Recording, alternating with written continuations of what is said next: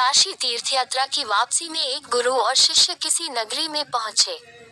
नाम उसका अंधेर नगरी था।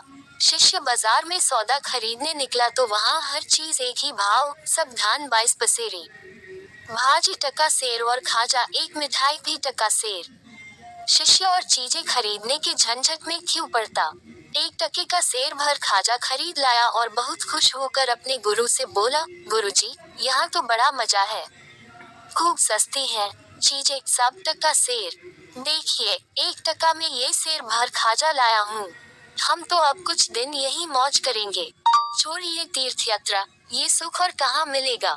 गुरु समझदार थे, बोले, बच्चा, इसका नाम ही अंधेर नगरी है।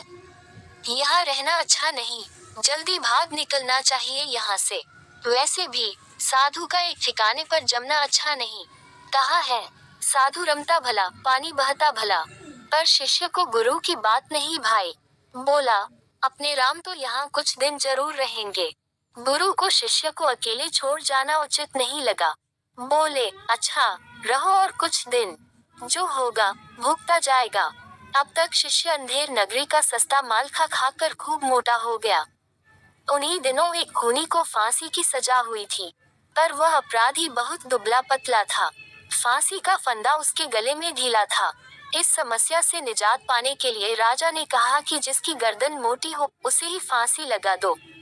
अंधेर नगरी ही जो ठहरी। हाकिम ने सिपाहियों को हुक्म दिया कि जो मोटा आदमी सामने मिल जाए उसी को फांसी लगा दो। एक खून के बदले में किसी एक को फांसी होनी चाहिए, इसकी हो या उसकी, किसी की भी हो, जीव के बदले जीव। सिपाही मोटा व्यक्ति खोजने चले तो वही मोटा शिष्य सामने पड़ा। वह हलवाई के यहाँ खाजा खरीद रहा था। सिपाही उसे ही पकड़ कर ले चले। गुरु को खबर लगी, वो दौड़े आए, सब बातें लोगों से मालूम की। एक बार तो उनके मन में आया कि इसे अपनी बेवकूफी का फल भोगने दे, पर गुरु का हृदय बड़ा दयालु था। सोचा, जीता रहेगा तो आगे समझ जाएगा। सिपाहियों के पास जाकर बोले, इस वक्त फांसी चढ़ने का हक तो मेरा है, इसका नहीं। क्यों? इस वक्त कुछ घंटों के मुहूर्त में फांसी चढ़कर मरने वाला सीधा स्वर्ग जाएगा। शास्त्र में गुरु के पहले शिष्य को स्वर्ग जाने का अधिकार नहीं है। शिष्य गुरु की चाल समझ गया, चिल्ला उठा, नहीं गुरुजी, मैं ही जाऊंगा।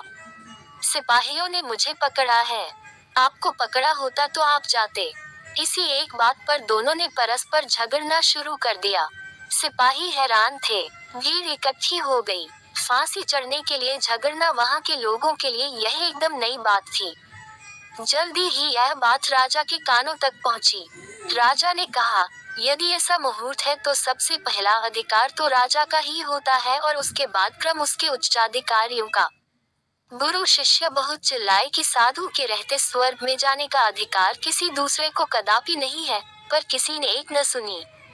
सबसे पहले राजा और फिर एक एक करके कई मंत्री अधिकारी फांसी पर चढ़ गए। गुरु ने सोचा कि अब ज्यादा मनुष्य हत्या नहीं होनी चाहिए, तो अफसोस करते हुए बोले, अब तो स्वर्ग जाने का मुहूर्त समाप्त हो गया। इसके बाद फिर कोई फांसी न चढ़ा। तभी गुरु ने शिष्य के कान में कहा, अब यहाँ से जल्दी से निकल भागना चाहिए। देख लिया न तुमने कि अंधेर नगरी में कैसे कैसे बेवकूफ बसते हैं।